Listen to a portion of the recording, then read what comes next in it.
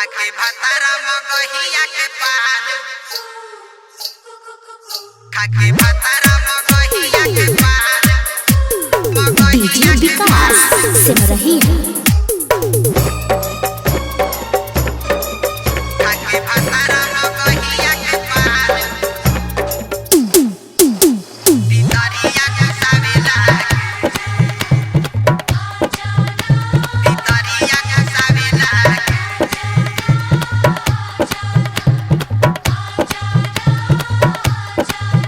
खाके भतारा मगहिया के पान भितरिया घुसावे लागे खाके भतारा मगहिया के पान भितरिया घुसावे लागे खाके भतारा मगहिया के पान भितरिया घुसावे लागे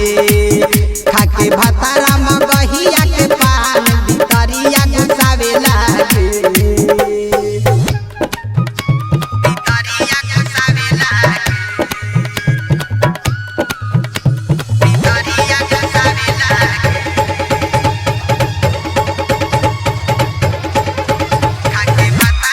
डीजे विकास सिमरही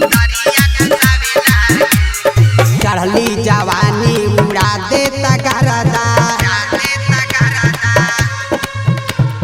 मंजो के मिलल बसखी हो मरदा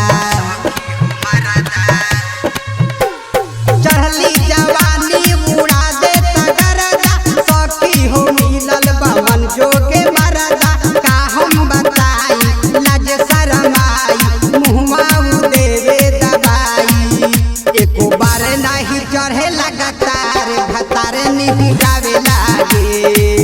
खाके भतारा मगहिया के पान भितरिया घुसावे लागे भितरिया घुसावे लागे भितरिया घुसावे लागे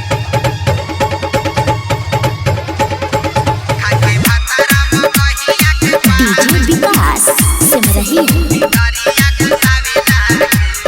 लाइटर छोटू के लागल बालत हो राकेश करेला देहिया के गत हो